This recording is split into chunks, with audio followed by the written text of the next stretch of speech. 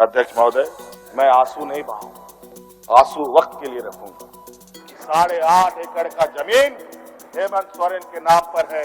अगर होगा मैं उस दिन से राजनीति से इस्तीफा दूंगा। लेकिन हमने हार नहीं मानी है अध्यक्ष महोदय। जनवरी की जो काली रात, काला अध्याय देश के लोकतंत्र में नए तरीके से जुड़ा है। झारखंड की राजनीति में बीते दिनों हाई वोल्टेज ड्रामा देखने को मिला। झारखंड के सीएम हेमंत सोरेन को मनी लॉन्ड्रिंग केस में ईडी ने गिरफ्तार कर लिया, जिसके बाद चंपई सोरेन को मुख्यमंत्री बना दिया गया।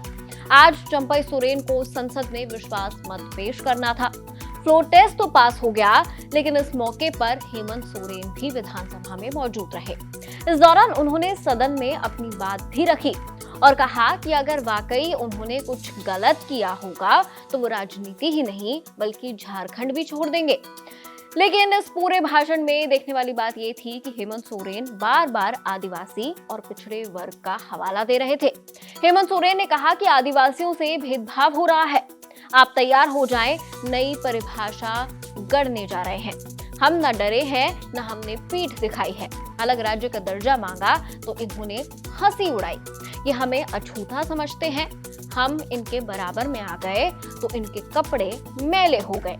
मुझे इसका आभास था, हमने हार नहीं मानी है। इसका सीधा सीधा मतलब है कि भारतीय जनता पार्टी को आदिवासी वोट में बड़ा झटका लग सकता है। हेमंत सोरेन ने इसे आधार बनाते हुए विधानसभा में बीजेपी पर जमकर हमला किया।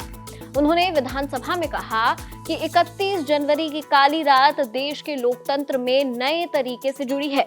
मेरी गिरफ्तारी में राजभवन भी शामिल है। 31 जनवरी की जो काली रात, काला अध्याय देश के लोकतंत्र में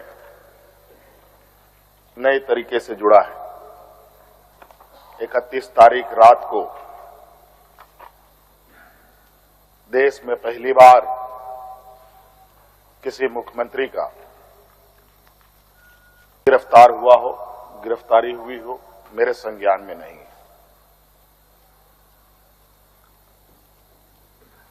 ये मुझे लगता है ये पहला घटना है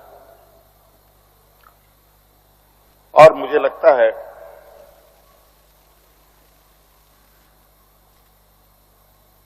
इस घटना को अंजाम देने में कहीं ना कहीं राजभवन भी शामिल रहा है। हेमंत सोरेन ने कहा कि आंसू नहीं बहाऊंगा, आंसू वक्त के लिए रखूंगा। अगर मुझ पर घोटाला साबित होता है तो राजनीति छोड़ दूंगा। मैं आंसू नहीं बहाऊंगा, आंसू वक्त के लिए रखूंगा।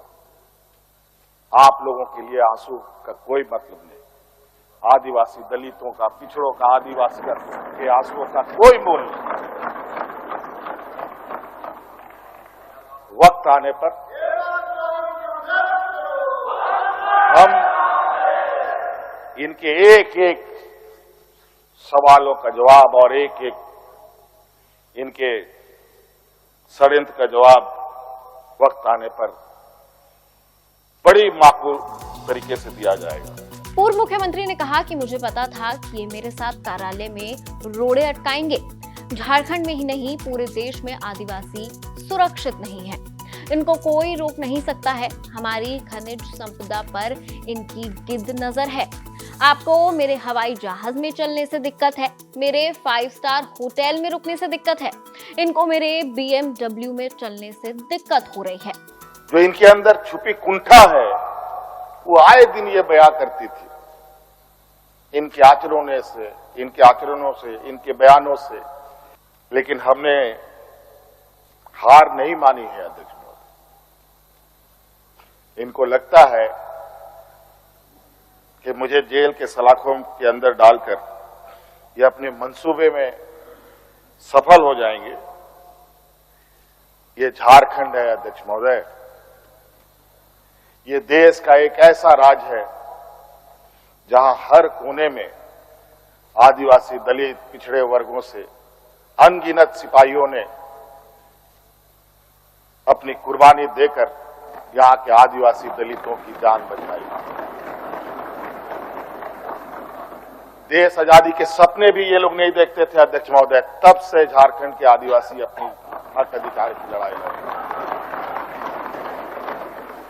ये तो बहुत बाद में आए, लेकिन बौद्धिक संपन्नता, आर्थिक संपन्नता, आज तक इन लोगों ने देश का गांधी टोपी नहीं पहना अध्यक्ष।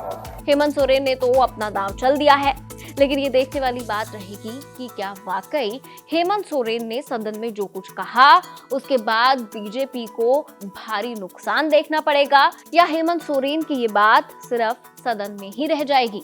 आपकी क्या राय है इस पर कमेंट सेक्शन में जरूर शेयर कीजिए। देखते रहिए एबीपी लाइव।